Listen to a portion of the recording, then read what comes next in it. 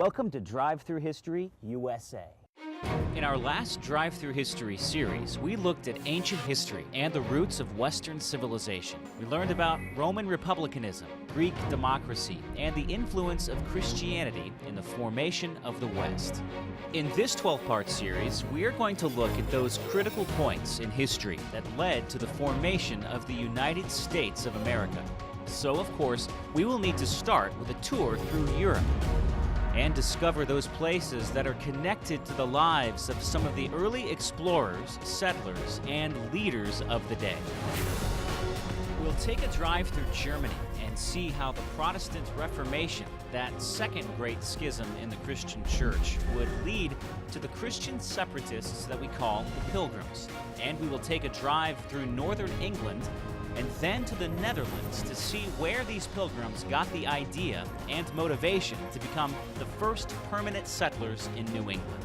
Later in the series, we'll learn about early American colonial life and see how these Englishmen living in America would eventually see a need to declare their independence separate from their English king and to fight for the right to rule themselves. We'll drive through the historic sites of the Revolutionary War and see the homes of our great founders and learn about the big ideas that would eventually spawn freedom around the globe.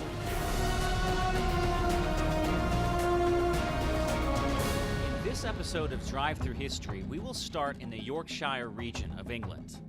It's a good 3 hours due the north of London, but the time goes by quickly. This is the England you imagine, a beautiful area. Some might even call it quaint. And it's through this lush countryside that I got to drive the Smart 4-4 on what the United Kingdom and many of the former British colonies amusingly call the right side of the road, which of course is what the rest of us call the wrong side, or the I'm gonna die any second side. Whatever your instincts are behind the wheel, do the exact opposite.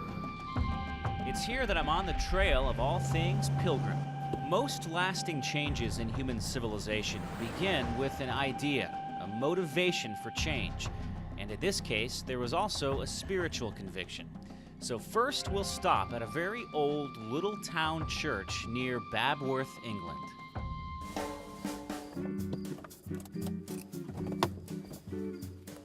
Welcome to the Babworth All Saints Church. Pretty cool, huh? Hey. Before the Pilgrims would be willing to leave hearth and home for the wilderness of America, some person needed to give them a reason to go. That person was the spiritual forefather of the separatist movement, a man named Richard Clifton, and he was the parson of this church from 1586 to 1605. Parson Richard Clifton was friend to both William Brewster and William Bradford and began preaching sermons in this very church. Those sermons would sow the seeds of a separatist movement, and that separatist movement would become the hardy little band of pilgrims on the Mayflower. The Pilgrims were separatists, meaning quite simply that they wished to separate. But from what? From whom? Remember the time. It's only about 40 years after England split with the Roman Catholic Church. This era was not one of the proudest moments in English church history. It's a time where King Henry and his homies were having dissenters of all stripes beheaded, drawn and quartered, or burned at the stake. It was especially dangerous to be one of Henry's ex-wives. As the old saying goes, King Henry VIII, to 6 wives he was wedded, 1 died, 1 survived, 2 divorced, 2 beheaded. Anyway, England formed a new state church with King Henry VIII as its head. This split with Rome tore the fabric of centuries of Christian tradition. It was in the midst of this turmoil that Richard Clifton found himself at odds with the Church of England. For his unorthodox views and his nonconformist attitudes, Richard Clifton was fired from his position as parson, but he continued to preach over in Scrooby at the home of William Brewster. As has so often been the case in the history of Christianity, persecution drove these believers closer together, closer to God, and for them, it was one step closer to America. So during this volatile time, the common people were getting their hands on their own Bibles. They were reading them and drawing conclusions on how best to worship God. The Pilgrims, who were mostly poor, simple farmers, did not like the idea of yet another new hierarchy of bishops, priests, and deacons. They rejected the new formal church structure and its liturgy. It felt like a bad copy of the old one. They wanted none of this. Instead, they sought a more simple, pure, unyielding zeal to worship God. There was just one minor problem. Worshipping this way was illegal.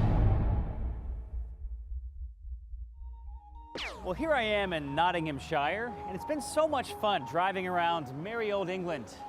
Everything's old and charming and a lot of character, and they're really trying to hang on to the past. Except for that local celebrity from down the street in Sherwood Forest. He was kind of a sellout, joined the jet set. When you think about the subject of American history, the word Scrooby probably doesn't instantly pop into your mind. But Scrooby is actually far more important than you might realize. It was here in Scrooby that a small pilgrim congregation, led by a fellow named William Brewster, along with a pastor named Richard Clifton, met discreetly to worship according to the dictates of their own conscience in the late 1500s and early 1600s. But due to some laws passed by King and Parliament sanctioned by the Church of England, such a meeting was illegal. Imagine that, being a lawbreaker just by going to church. The two men that would lead the New Pilgrim separatist movement were William Brewster and William Bradford. William Brewster was a preacher who came from Scrooby in North Nottinghamshire. In about 1602, his neighbors began to assemble for worship at his home, the Scrooby Manor House, and in 1606 he joined them in organizing the Separatist Church of Scrooby. He was imprisoned for a short time when he tried to flee to Holland without permission. Then there was William Bradford, who was born in the nearby Yorkshire farming community of Austerfield, England. Both of his parents died, and he became an orphan in his early childhood. When young William was about 12, he visited the neighboring town of Scrooby and witnessed a very unusual church service. He was astonished by its fellowship and its lack of ritual. Time and again he returned, drawn to the congregation's fervor for reform. No one in the congregation could have imagined that this boy would later become their most trusted leader in the New World. By the age of 17, William Bradford was a fully committed member of the Scrooby Home Church, and he shared the radical idea of separating from the official Church of England. When the congregation learned that the current king, King James I, intended to, quote, harry them from the land, they fled to Holland. By the way, if you've ever read the King James Bible, it's named after King James I. They packed up and tried to board a ship and leave, but they were arrested for failing to first get permission to leave the country. About a year later, they were permitted to depart and made the voyage to Amsterdam. The beautiful canals of Amsterdam were jammed with activity. It was a bustling trade city, but it was difficult for the English-speaking pilgrim farmers to adapt. They attended this English-speaking church here in Amsterdam, along with other English separatists, a church that still holds English-speaking services some 400 years later. But it soon became clear their view on how to worship God differed from the others, and life in the big city held no allure. It seemed like there might be better opportunities in the nearby university town of Leiden. So the pilgrims picked up and moved again. Well, here I am. I finally made it to Leiden, Holland. It doesn't get much more Dutch than this. I've traveled to a lot of cities in Europe. One thing I like about the cities here is that the pedestrians usually have the right of way. Here in Holland, you gotta watch out for the gangs. I'm talking about the tough, hardcore gangs, like the bikers. These bad-to-the-bone outlaw bikers act like they own the place. Make one wrong move, and you could find yourself looking down the business end of a two-wheeled terror. I know they look innocent, but they can strike like a cobra. Hey! Life in Leiden was an improvement over Amsterdam for the Pilgrim congregation. Some members were able to support themselves working at Leiden University or in the textile, brewing, or printing trades. Though conditions here in Holland were better than back in England, even things here became pretty unbearable for the Pilgrims. Many of them couldn't find profitable work because of a language barrier and their relatively rural background. But the Pilgrims also worried about permissive Dutch values on their children, and they couldn't even find full civil rights as Dutch citizens. The Leiden congregation soon voted to make their way toward the Americas. Maybe there they could start afresh without being totally dependent on the good graces of a skeptical host nation. But there were many uncertainties about America. Stories had come back about failed colonies, violent American natives, and no sources for food and water. It probably felt like they were moving to another planet, and travel in primitive wooden ships was both unpleasant and hazardous. But the Pilgrims were motivated to start something new, their determination stemming from their worldview and their belief in the role of the Christian on earth, and in particular the words of Jesus from what today is considered the most famous sermon ever preached, the Sermon on the Mount. He said, "Ye are the light of the world. A city that is set on a hill cannot be hid. Neither do men light a candle and put it under a bushel, but on a candlestick, and it giveth light unto all that are in the house. Let your light so shine before men, that they may see your good works, and glorify your Father which is in heaven." The Matthew 5:14 passage is crucial in helping us understand the motivations of these Mayflower Pilgrims and others that followed. The very first settlers of Massachusetts and those who came after them really thought that they were fulfilling that ideal, and that the new colonies that they would establish in Virginia and Massachusetts and elsewhere in New England would serve as models for a more holy, more perfect civilization. They were not able to fully realize that in England, nor here in Leiden, Holland. Maybe they would in the New World. So, with a clear and undeniable call to America, 2 pilgrims were sent to England to solicit a land patent that would give them the legal right to create a settlement. With the patent secured in June of 1619, the Pilgrims finally had the green light to go. The younger and stronger members, led by William Brewster, would make the initial voyage and establish the first settlement. All they needed now was a boat. The ship they obtained, along with a hired crew, was called the Speedwell, but a second, larger ship was also leased for transport and exploration services. This was the Mayflower. In July 1620, the Speedwell, filled with the Leiden colonists, departed from the nearby port of Delfshaven. The parting from the rest of the congregation was hopeful but heartrending. The Bradfords even made the agonizing decision to leave their own 3-year-old son, John, behind. William Bradford had grown up an orphan. His son would now have the same fate. Pastor Robinson fell to his knees on the deck of the Speedwell, as did the others. It was recorded that, with watery cheeks, commended them most fervent prayers to the Lord and his blessing. The scene was described as such love as indeed is seldom found on earth. The rising tide carried the ship out of port, and soon they met up with the Mayflower, along with some additional colonists who were not Christian separatists and were going to America primarily for financial opportunity. This caused grave concern among some of the separatists because they would be starting a new colony with people that didn't share their values. The challenges they would face, however, began long before they reached the New World. Soon after it departed, the Speedwell began taking on water, so both ships were diverted back to England.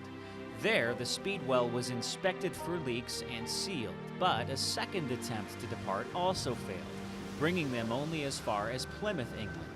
It was decided there that the Speedwell was unreliable and was promptly sold. It would later be learned that crew members had deliberately sabotaged the Speedwell, allowing them to abandon their year-long commitments and turn a quick profit by buying the ship at a discount and then repairing it. Some people would now have to be left behind. Of the 120 combined passengers, 102 were chosen to transfer over to the Mayflower for the transatlantic voyage. That was, to say the least, eventful. Underway, they were met with strong winds and storms. One of these caused a main beam to crack. Using a great iron screw, probably a piece of house construction equipment, they repaired the ship sufficiently to continue. Also along the way, a passenger named John Howland was washed overboard in a storm, but caught a rope and was miraculously rescued. Howland would go on to have 10 children. In fact, he's an ancestor of the George Bush family and First Lady Mrs. Theodore Roosevelt. Another crew member and one passenger died before they reached land, and a baby boy was born at sea, who was given the name Oceanus. Like so many Pilgrim children, Oceanus Hopkins would have a short life. He died in America, a mere lad of 7. So the Pilgrims were well on their way to the New World, in their new ride, the Mayflower. So it's probably as good a time as any to let you meet my new ride that will serve as my main mode of transportation to all the American destinations in this new series of Drive Through History. Allow me to introduce you to the Drive Through History mobile adventure vehicle. The Jeep Wrangler. Doesn't get more American than that. Oh yeah, it's trail rated 4x4. Check out these cool Nerf bars. Body-colored fender flares, 35-inch tires, custom rims. Ready for adventure. The workhorse of this bad boy, 4-liter straight 6. Check out the KCs. Lift kit, custom bumper, front Nerf bar. Bikini top. Don't ask me why they call it that. And one of my favorite features. It's, I just like an extra tire. And finally, the adventure trailer. Right in here's my power source. This battery helps me keep my iPod charged up, my laptop going, my cell phone functional. So I can enjoy nature. Water storage, extra fuel. You don't want to get these two mixed up. Trust me on this one. Side storage box for all my gear. When I get some. I'm gonna be getting some. And over on this side of the adventure trailer is this huge waterproof awning. Right over my gourmet kitchen. Got my propane, my cutting board, my dual burner stove. Gotta admit, I don't really cook much, but when I learn, she'll be ready. Hey. And look at the storage capacity of this bad boy. And oh yeah, that would be a refrigerator. And finally, the tent up here on top. So cool. I feel like I'm in a lunar excursion module in this thing. When the Pilgrims finally reached America, not only were they really late, but they were in the wrong place. They had landed far to the north of Virginia. This was a big deal because this was not where the land patent stated they were to settle, and it meant that winter would soon be upon them, and they were low on food and supplies. Before disembarking, the Pilgrims would sign the Mayflower Compact. The Pilgrims knew that some earlier settlements in the New World had failed due to the lack of government. The Mayflower Compact was a social contract in the form of a sacred covenant sworn before God, in which the settlers stated their purpose for coming and consented to follow the rules and regulations of the government for the sake of survival. The government, in return, would derive its power from the consent of the governed. The short little agreement is often referred to as the very foundation of the Constitution of the United States and a cornerstone of American government. Future U.S. President John Quincy Adams, who also had ancestors on the Mayflower, would later describe the Mayflower Compact as the only instance in human history of that positive, original social compact. A compact that many believed to be the only legitimate source of government. Some modern textbooks have stripped out the compact's sacred language in order to be politically correct. Find an unaltered copy and read it. While you're at it, read the Declaration of Independence and the U.S. Constitution, but we'll learn more about those later in this series. We're here at the very beach where the Pilgrims first landed. And inside this thing is the world-famous Plymouth Rock in the flesh. Not really in the flesh, more like in the stone, but you get my drift. Now, we're not 100% sure that this is the actual spot they stepped out onto when they left the Mayflower, but it's like a lot of things in history, it's tradition. Huddle up. Now it's too close. Now, it's a little anticlimactic, isn't it? It's not much to look at. It doesn't really do justice to the enormity of the Pilgrims' first visit to New England. No doubt they were fearful of their fate, bone-tired from their long voyage, sick and hungry, and sad because they had left so many friends and family that they knew that they would probably never see again. And behind me sits Plymouth Rock. Now that's not the whole thing, mind you. The original was said to have weighed around 20,000 pounds, having countless pieces broken off and relocated over the years. And there's no way to know for sure if that rock was really the first solid ground on which the Pilgrims first disembarked. The important thing to remember is that it was here in Plymouth where they first courageously settled. It was late December and cold. Most of the passengers and crew had become ill, coughing violently. So they built a small community shelter, the perfect environment for spreading germs. In that first brutal winter, 2 to 3 people were dying every day, and at any given time, there were only 6 or 7 people healthy enough to care for all the rest.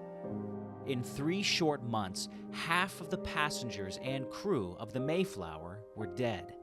Yet the Pilgrims were people of faith, and it was at the lowest points where they clung to their friends and their God the strongest. The dying stopped with the arrival of spring, and things started looking up. One of the first orders of business was to build a peace with the local Indians. The Indians were suspicious of the Pilgrims because there were previous run-ins with Englishmen that ended badly. Some Indians had been kidnapped and killed, and diseases brought by visiting English had even wiped out entire villages. But to their credit, the Pilgrims were wise in diplomacy and had a high view of the Indians. They sought long-term peace with their neighbors, and with the help of Squanto, an English-speaking Indian, they reached an accord with Wampanoag Chief Massasoit, an agreement honored by both sides for their lifetimes. That summer was filled with building homes, planting crops, hunting, and fishing. Squanto and other Indians were helpful in teaching the Pilgrims the skills that they needed to survive. The first fall delivered a superabundance of every kind of food. It had been an amazing year, and finally things were looking up. And, well, it was time to party.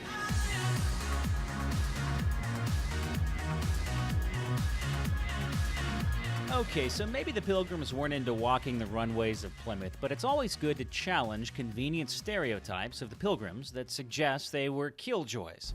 That first fall, the Pilgrims would organize one huge party, what we now call the First Thanksgiving.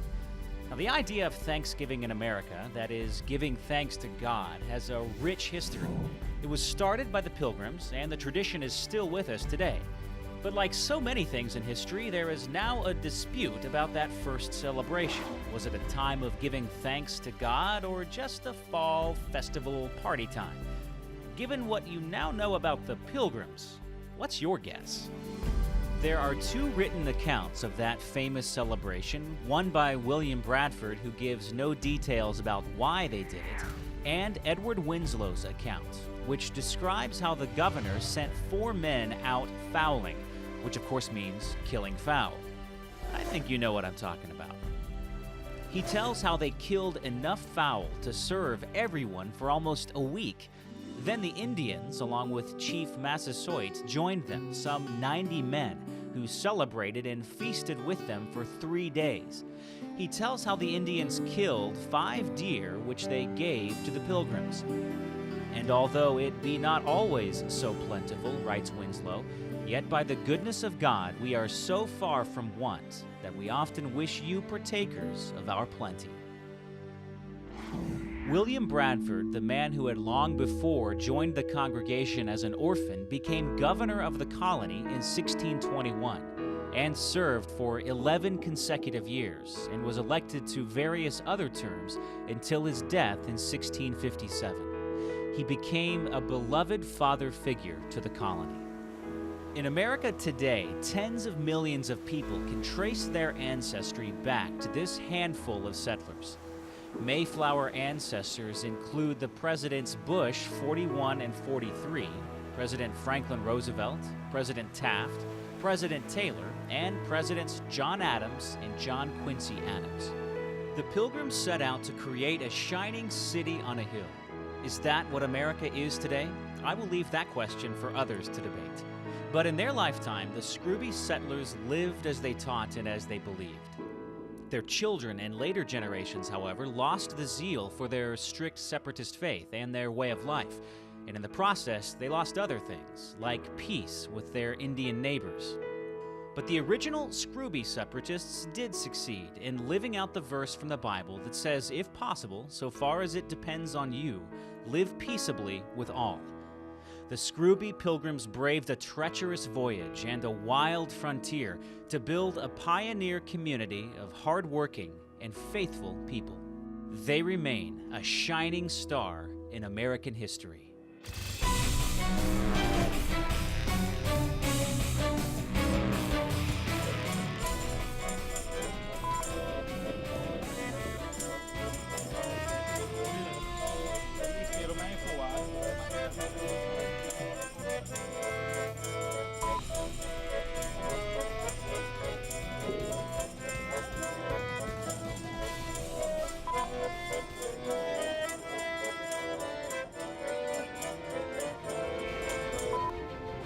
Plymouth rocks.